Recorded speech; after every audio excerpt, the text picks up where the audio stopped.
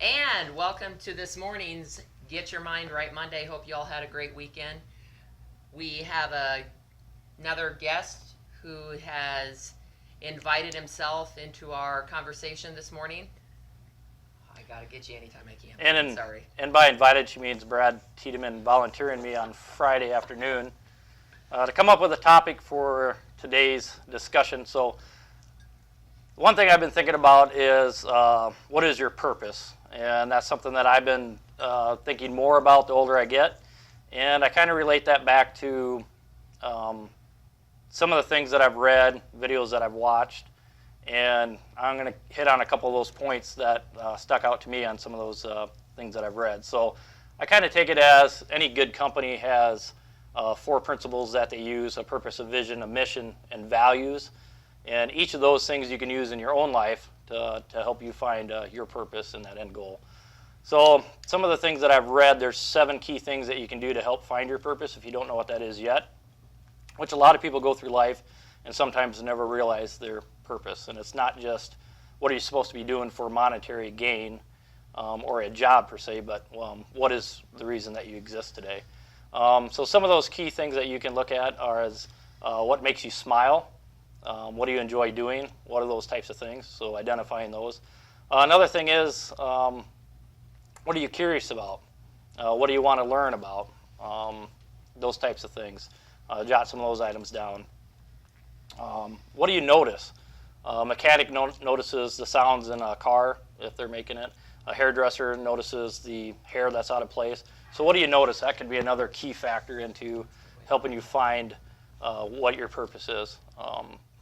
Another one is, what are you passionate about? I think about Teresa and instilling the best that people can be in themselves, and fear not letting her hold herself back. And so she recently talked at World Blue, and that's something that she's deathly afraid of, is getting up and talking in front of people.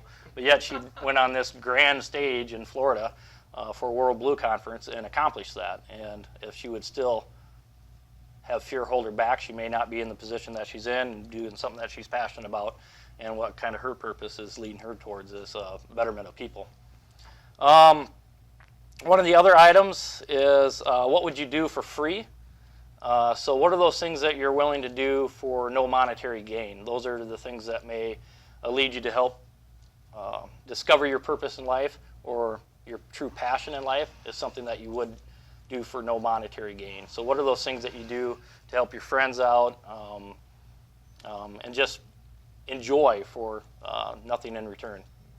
What do others hear you talk about? So ask them if you don't know. What are the things that, are you always talking about? Fixing cars, reading books, real estate, whatever those items might be, that might be another indication and what your purpose or your passion is to go after. And then, what do people compliment you on? What are you really good at? You're good at writing, you're good at speaking, you're good at teaching, you're good at learning, you're good at telling jokes, bringing people up. You know, what are those things that people compliment you on? And make sure you keep that in mind. So each of those 7 different things added up could help lead you to your purpose in life. So that's a lot of things I've been thinking about as I get older. What is my true purpose in life? But don't confuse that with what do you have to do for a job in life. That's not always what your purpose is. So Alan's the CEO of Hagee, and his purpose is to better lives and have a greater culture, a greater purpose. His job helps him, is a platform to help him do that, but his purpose in life is not to be the CEO of Hagee. It's the other things. So don't confuse what you do for monetary to live as your purpose in life, because it's a lot more than that. So hopefully those 7 things get you thinking about what your purpose is if you don't know yet, and it's okay if you don't, because a lot of people go through life and learn it late. So hopefully that helps. Awesome. What is your purpose, Mike? I don't know. That's what I've been working on. So that's where this material came from. Next video then? We'll hear more about Probably not the next video, I would say, but off the top of your head, what do you think your purpose is? I feel, I don't know 100%, but I feel it's just to do something more. Whether that's giving back and in what form that takes, I don't know yet. That's kind of the reason I've been doing some research, reading some things, looking at different videos to kind of maybe help me kind of determine where my purpose should be. And there's a lot of people that don't really know, though up 60, 70, 80 years old is some of the things that you read where people finally discover their purpose. Yeah. And so, you know, as I get older, that's something I think about more is what do I want to do to for the greater good or to help other than just work or have a job. So, what started you on this path then? I don't know. I think some of the trainings, I do Motivation Monday for my group where I look up something that can relate not just to work but for them as a person. And it doesn't have to be bettering yourself as an employee, you know, because we should all think about bettering yourself as a person.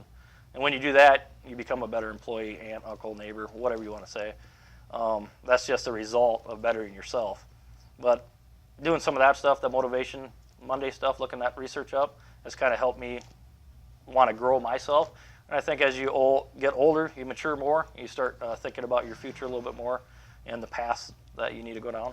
Cool. So. Because I've known you for, what, about 7 years now?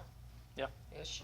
And I can definitely see, at least within the last year for sure, just a definite change and more of a intentional focus on some type of a journey for you. And the things that you're talking about, that you're interested in, that, like you said, you're researching, that you're sharing with other people. Right. And that's a big thing that I think sometimes when people are tasked with things, which is why it's so important to kind of challenge each other, I think, when people are challenged or tasked with doing things, then that leads to them doing a little bit of research so that they can have information to share. And that's where a lot of times people start tapping into things that, heck, I never knew that I was even interested in this stuff before. All right. Give you a very lame example of this. We do a buffet of sorts of kind of getting out of your comfort zone type of a buffet with these different kinds of foods and things. And last week our theme was cheese.